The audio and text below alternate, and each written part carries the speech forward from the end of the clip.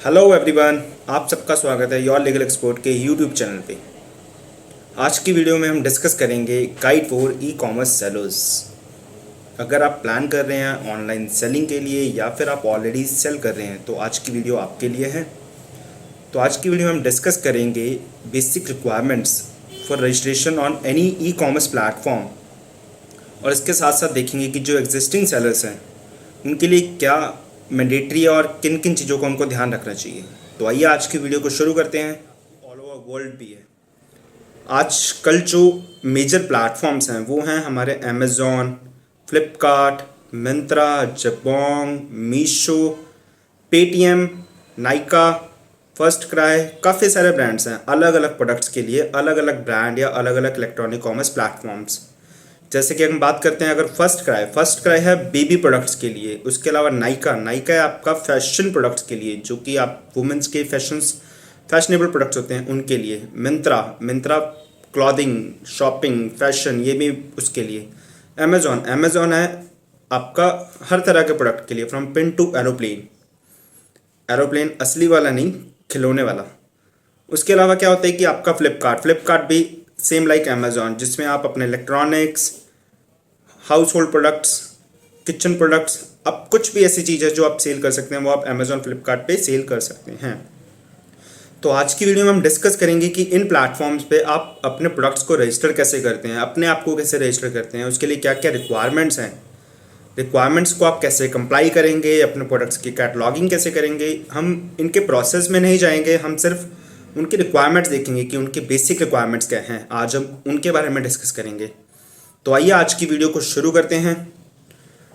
तो सबसे पहले हम देखेंगे कि एक ब्रीफ कि जो हमारे इलेक्ट्रॉनिक कॉमर्स सेलर्स हैं वो अपने यहाँ पे कैसे रजिस्टर करते हैं। हम एक ब्रीफ देखते हैं इस शीट के अंदर कि जो इलेक्ट्रॉनिक कॉमर्स सेलर्स है उसको क्या क्या बेनिफिट है। वो लोकल शॉप्स के अंदर बैठ के जो चीज़ अचीव नहीं कर सकता, जो गोल या फिर जो टारगेट अचीव नहीं कर सकता, उसको ई कॉमर्स प्लेटफॉर्म पे रजिस्टर करने के बाद अचीव कर सकता है। जैसे कि अपनी सेल्स को बढ़ाना, क्योंकि आप एक शॉप के अंदर जब डील करते हैं तो वहाँ पे आपकी सेल लिमिटेड होती है, लेकिन जब आप अपने आप को शिफ्ट करते हैं इलेक्ट्रॉनिक कॉमर्स पे तो आपका कस्टमर ऑल ओवर इंडिया से कहीं से भी आ सकता है, उस प्रोडक्ट को कहीं से भी ऑर्डर हो सकता है। तो ये सबसे बड़ा एक बेनिफिट है। इसके अलावा आपकी सेल वॉल्यूम बढ़ती है, सेल वॉल्यूम बढ़ेगी तो डेफिनेटली आपकी अर्निंग भी बढ़ेगी। तो ये सब है selling on E market places. आप मेजर प्लेटफॉर्म हम डिस्कस कर चुके हैं, कौन कौन से हैं। Amazon, Flipkart, Snapdeal, Myntra, first cry, Paytm, Nykaa, ऐसे बहुत सारे ब्रांड्स हैं। आप अगर गूगल करेंगे तो आपके पास मल्टीपल ब्रांड्स आएंगे फॉर मल्टीपल प्रोडक्ट्स।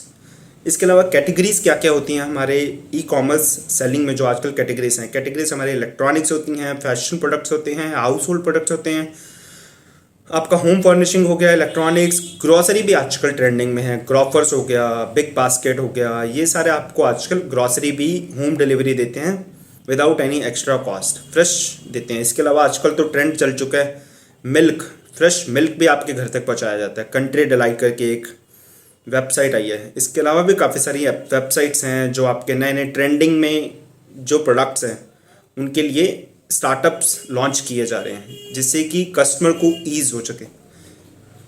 इसके अलावा how to sell on an Indian marketplace. Indian marketplace पे सेल कैसे करेंगे आप। वो दिन चले गए जब होता था कि आपने एक शॉप खोलनी है, आपने ह्यूज इन्वेस्टमेंट करनी है on furniture, on products, on this blah blah blah. आजकल सिर्फ आपको एक ई कॉमर्स प्लेटफॉर्म पे जाना है, अपने आप को रजिस्टर करना है, अपने प्रोडक्ट्स लिस्ट करने हैं और बूम, आपको ऑर्डर आने शुरू हो जाएंगे। आपको कोई एक्स्ट्रा कॉस्ट इनकर नहीं करनी on setting up a business. तो ये बेनिफिट हुआ आपको ई कॉमर्स पे लेके आने के लिए। अगर आप नए हैं इस इंडस्ट्री में तो डेफिनेटली आपको कुछ बेसिक रिक्वायरमेंट्स पता होनी चाहिए कि इस इंडस्ट्री में अगर आप एंटर होते हैं तो आपको क्या क्या ज़रूरत है, आपकी क्या क्या रिक्वायरमेंट्स हैं। सबसे पहले जो बेसिक रिक्वायरमेंट होती है वो होती है जीएसटी नंबर की, क्योंकि without GST number you can not sell on e commerce platform. ये जीएसटी के रूल्स भी कहते हैं। इसके अलावा जो इलेक्ट्रॉनिक कॉमर्स की कंडीशंस हैं, क्योंकि आप out of the state sale करते हैं, it means you are reaching to the all over India, in that case you need GST number. तो सबसे पहले रिक्वायरमेंट आती है जीएसटी की, जो कि हर किसी प्लेटफॉर्म पे मैंडेटरी और कंपलसरी है कि आपको उसके बिना प्रोसीड नहीं कर सकते। तो जीएसटी क्या है हमारा? जीएसटी एक टैक्स आइडेंटिफिकेशन नंबर है, जिससे कि आप अपने आप को रजिस्टर करते हैं और आप एंड कस्टमर से जीएसटी चार्ज करते हैं on selling of any products, क्योंकि जीएसटी कंज्यूमर बेस्ड टैक्स है। जो भी अपने प्रोडक्ट को एंड कंज्यूमर तक सेल करता है वो जीएसटी कलेक्ट करता है और आगे उसको गवर्नमेंट के पास डिपॉजिट कराता है। तो जीएसटी आपको इसलिए लेना है। इसके अलावा जीएसटी से आपकी सेल ट्रैक होती हैं, परचेजेस से आप आईटीसी क्लेम कर सकते हैं, काफ़ी सारे बेनिफिट्स हैं। इसके अलावा आपका क्या होता है, बैंक अकाउंट नंबर। आपका बैंक अकाउंट भी मैंडेटरी क्यों है कि आप अगर कोई अर्निंग करते हैं तो उस अर्निंग को आप तक कैसे पहुंचाया जाएगा, तो उसके लिए आपको बैंक अकाउंट की रिक्वायरमेंट है। फिर आपका एक आता है ट्रेडमार्क।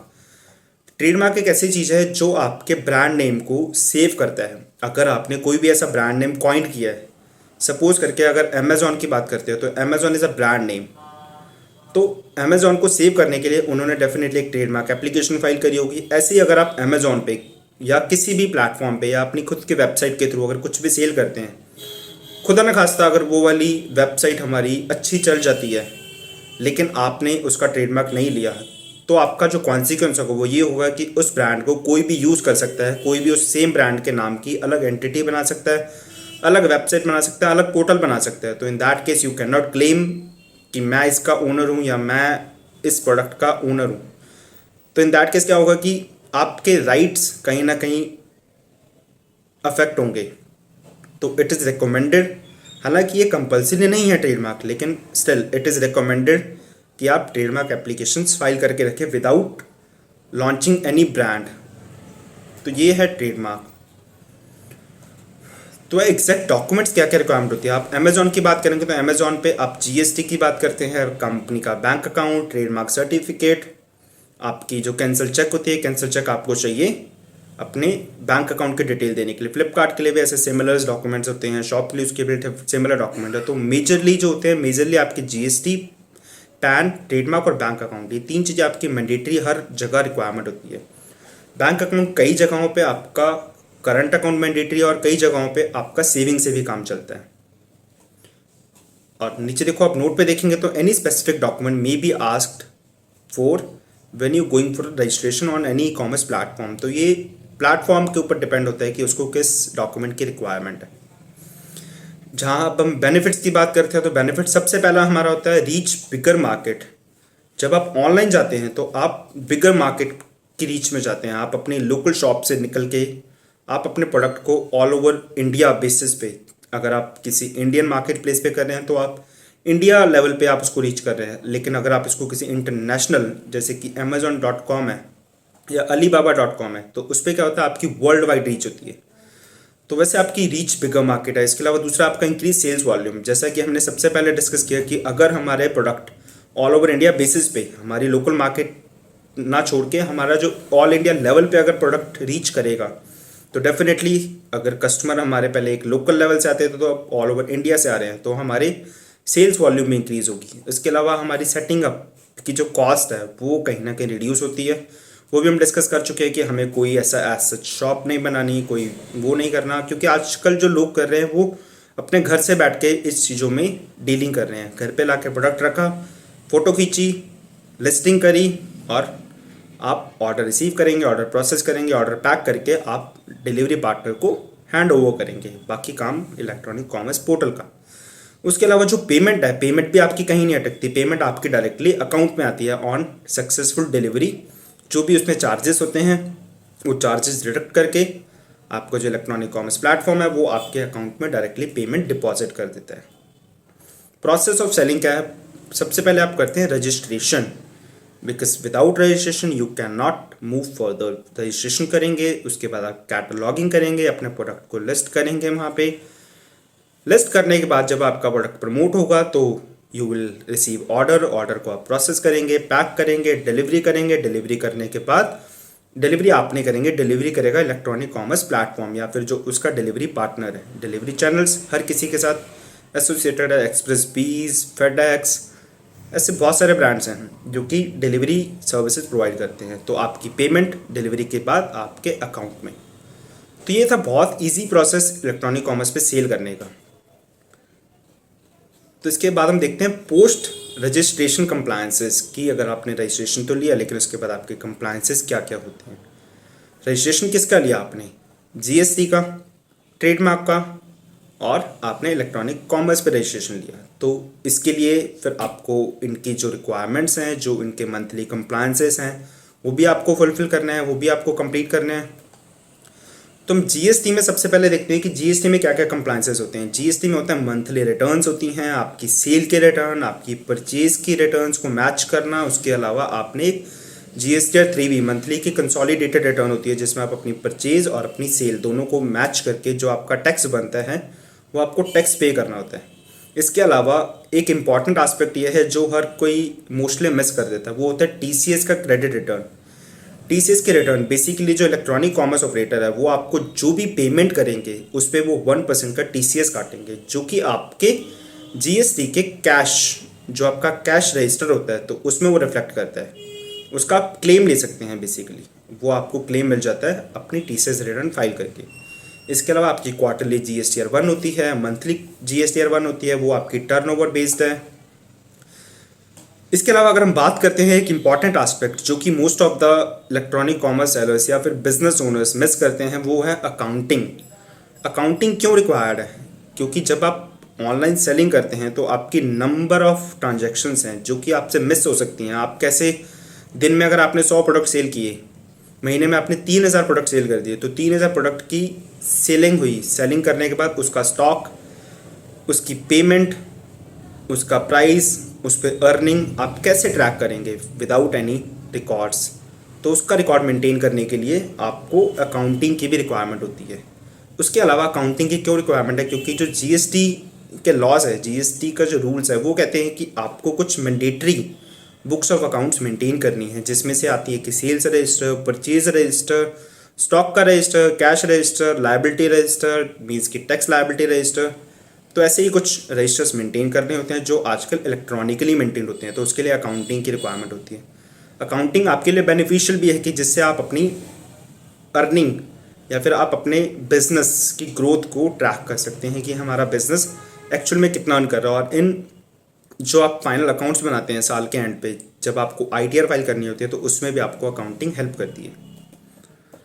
तो इसके अलावा कंप्लायंसेस एंड प्रिकॉशंस हैं जो कि एग्जिस्टिंग सेलर्स हैं। एग्जिस्टिंग सेलर्स बेसिकली जो आपके ऑलरेडी सेलिंग कर रहे हैं, तो उनके लिए भी हमारी एडवाइस क्या रहती है कि आप अगर जीएसटी आपने लिया हुआ है तो आपको उसको कैसे मेंटेन करना है। अगर आपने ट्रेडमार्क की एप्लीकेशन फाइल की है तो उसको आपने कैसे ट्रैक करना है, क्या मेंटेन करना है। बैंक अकाउंट है तो बैंक अकाउंट को आप कैसे मेंटेन करेंगे। तो उसके लिए भी हमारी एडवाइस कुछ बुलेट पॉइंट्स हैं। जीएसटी को अगर आप लेते हैं तो जीएसटी पर आप टाइमली रिटर्न्स फाइल करेंगे ताकि आपको लेट फी या पेनल्टी से बच सकें। प्रॉपर इन्वॉइसिंग करेंगे, प्रॉपर रिकॉर्ड्स मेंटेन करेंगे ऑफ सेल्स जीएसटीआर 1 में, क्योंकि आपको हर डिटेल माइन्यूट से माइन्यूट डिटेल देनी होती है। लेकिन आज कल जो प्रोफेशनल्स हैं वो इतना डिटेल नहीं देते, क्योंकि जब हम B2B में सेलिंग करते हैं तो उसमें डिटेल्स हमारे पास ईजिली अवेलेबल होती है। लेकिन B2C या फिर इलेक्ट्रॉनिक कॉमर्स, इसमें रिपोर्ट्स डाउनलोड करके इसकी समरी बना के इसको एक डिटेल वाइज हमें इलेक्ट्रॉनिक कॉमर्स की जो रिटर्न्स होती है वो फाइल करनी होती हैं अपने जीएसटी पोर्टल पे। इसके अलावा टाइमली पेमेंट ऑफ टैक्सेस आप करें, क्योंकि अगर आप टाइमली पेमेंट नहीं करते तो उस पर आपके इंटरेस्ट पेनल्टी लगती हैं। अगर आप टाइमली फाइल नहीं करते रिटर्न्स तो आपकी लेट फीस लगती हैं। Maintenance of proper record, sale records, matching of TDS, TCS, जो भी आप टीसीएस कटा और जो आपके पास पेमेंट्स आई है इलेक्ट्रॉनिक कॉमर्स से, आप इनको मैच करेंगे टाइम टू टाइम। फिर आती है बैंक अकाउंट। बैंक अकाउंट एक इम्पॉर्टेंट आस्पेक्ट है बिजनेस का, जिसके बिना आप प्रोसीड शायद नहीं कर पाएंगे, क्योंकि बैंक अकाउंट आपको पेमेंट्स रिसीव करने के लिए चाहिए। और बैंक अकाउंट में जनरली क्या होता है कि आप कि जो करंट अकाउंट होते हैं उसमें minimum average monthly balance maintain करना होता है, जिसको मेंटेन ना करने की वजह से काफ़ी पेनल्टीज लेवी करता है बैंक। तो उस पेनल्टीज़ को सेव करने के लिए आप उसको टाइमली चेक करेंगे कि उसके पास उसके अंदर प्रॉपर बैलेंस मेंटेन्ड है या नहीं है।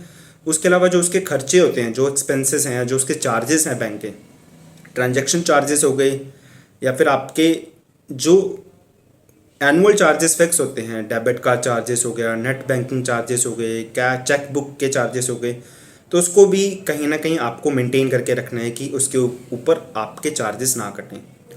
इसके साथ हम देखते हैं ट्रेडमार्क। अगर आपने ट्रेडमार्क की एप्लीकेशन फाइल की है तो आप मेक श्योर हो जाइए कि जो आपने एप्लीकेशन फाइल करी है वो आपने करेक्ट क्लास के अंदर फाइल करी है। क्योंकि क्या होता है कि ट्रेडमार्क आप फाइल तो करते हैं लेकिन आपने किसी गलत क्लास के अंदर फाइल कर दिया, तो उसका कॉन्सिक्वेंस क्या होगा कि कोई और पर्सन आपके प्रोडक्ट के अंदर अपने ट्रेडमार्क को रजिस्टर कराएगा और वो एंजॉय करेगा उस बेनिफिट को, लेकिन आपको तो उसकी नॉलेज ही नहीं होगी।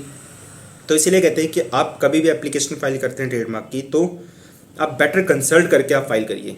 उसके अलावा आप अपने एप्लीकेशन का स्टेटस अपने आप चेक करते रहिए कि उसका status at current point of time क्या है, उसके अंदर कोई रिप्लाई सबमिट करना है, कोई डॉक्यूमेंट सबमिट करने हैं, या फिर कोई एग्जामिनेशन है, या कुछ भी है ऐसा स्टेटस, उसके ऊपर आप रेगुलर फॉलोअप लेते रहिए। उसके अलावा आप अपने जो रिकॉर्ड्स हैं, जो ट्रेडमार्क के, जीएसटी के, बैंक अकाउंट्स के, आप रिकॉर्ड्स को प्रॉपरली मेंटेन करें। तो ये था आज की वीडियो का हमारा टॉपिक। आई होप कि आपको वीडियो अच्छी लगी होगी। अगर अच्छी लगी तो इसको प्लीज़ लाइक करिए, शेयर करिए और कमेंट करके अपने कोई भी क्वेरी या फिर अपने रिमार्क्स प्लीज़ हमें सबमिट करिए।